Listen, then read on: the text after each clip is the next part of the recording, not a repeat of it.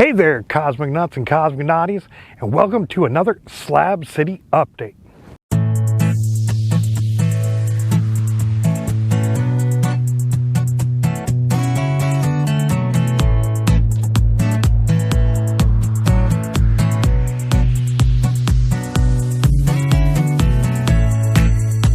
Due to the COVID situation, I haven't really been doing a whole lot to talk about. So I'm actually going to combine a couple of weeks and talk about some of the drama that I've had to deal with. In place of me actually getting some shit done. So I did not end up doing the first Meet in Your Mouth after Thanksgiving because there was a confirmed case of COVID in the slabs, and I didn't want to do a bunch of work and not have people show up. So I decided to cancel that.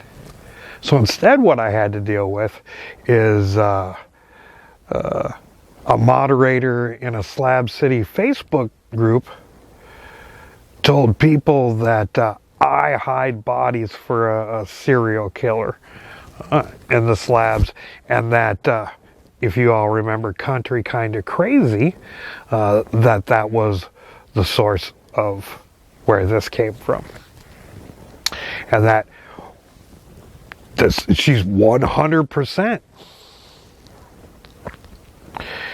And I just got to be like, man, you are probably the most gullible gorilla out there.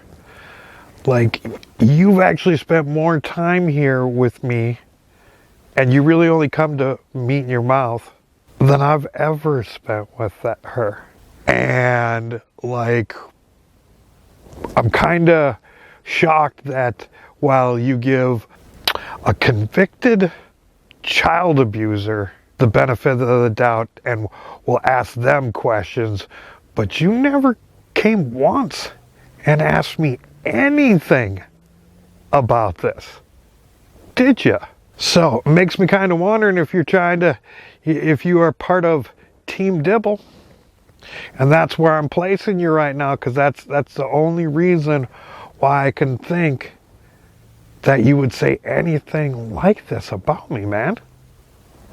I really can't. You can quit liking my fucking posts. I think you're a fucking piece of shit and want nothing to do with you. So yeah, then the following Monday, I'm like, you know what? I've seen people going out, things like that. It'll be good. I'm gonna make some of my dill pickle soup. Lots of people love my dill pickle soup. It's a pretty big turnout when I do it.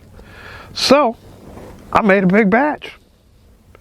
56 people I made enough for, because I was like, I will have some the next day. No problem if there's a little bit of leftovers. I want to make sure I have enough, or I could potentially give out seconds. Well, right before when people should be coming up, there was a pretty big fire out there. And yeah, I think that had something to do with it.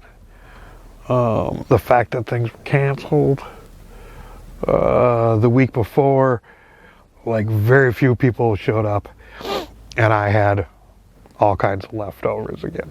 So the next one I canceled again. It's kind of been how it's going. Anyway, so this week I had to deal with a little bit more drama. And in case you can't see this, that's my first black eye as an adult from a punch. I just usually don't get black eyes very easily. I've had some from getting hit by a softball and other shit in the eye. But first actual punch to get one. And I was actually punched twice. And we'll talk about the first punch. Now, the first punch is somebody that I've had issues with before, and I've yelled at them an awful lot. And if you all remember back in July, I said, let's just wipe slate sheet clean. I ain't fucking, whatever. Bygones be bygones. Well, I end up in the Red Rum Room one night because they're having a fundraiser for Zach's baby mama and his kid. So I decided I'd go down there, throw some bills in the donation bucket, Halloween bucket. So yeah, and you know, there was free rum, drinking, cracking, getting a little shit faced.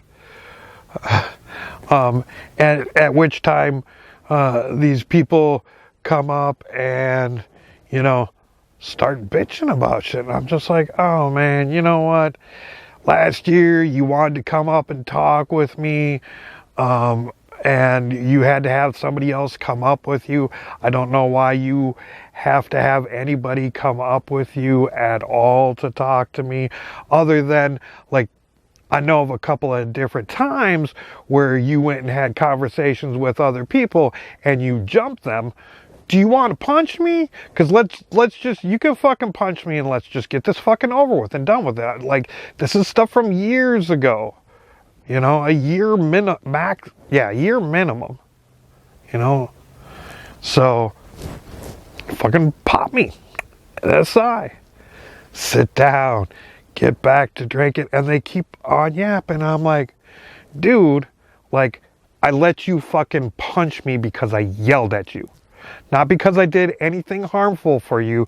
You've gotten what you should want out of this. You need to fucking move the fuck on. Because I ain't fucking dealing with this. And he was told to leave. Ended up leaving. Came back. And I was like, oh man, I am just so fucking tired of this.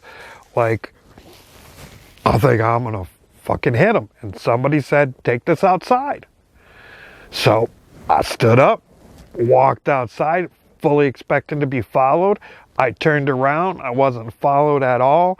Instead, I heard the person go, oh, look at him take off. What a fucking pussy.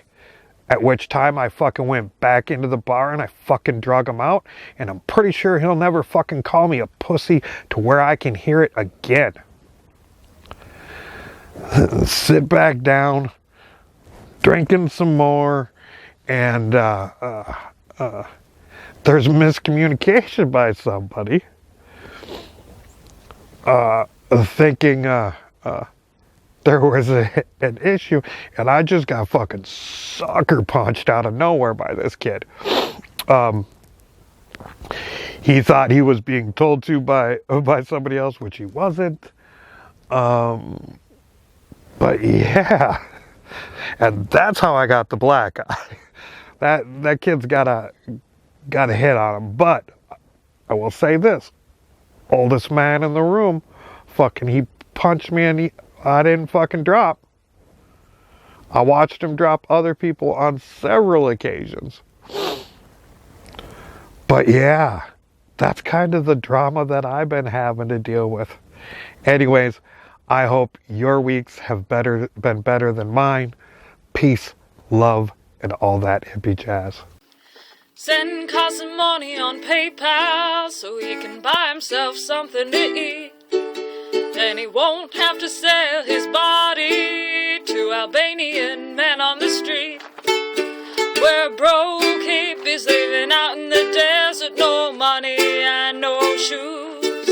And he may smoke the marijuana, but at least he won't spend it on booze. If you enjoy Kaz's videos with their off-the-grid DIY vibe, send Kaz some money on PayPal.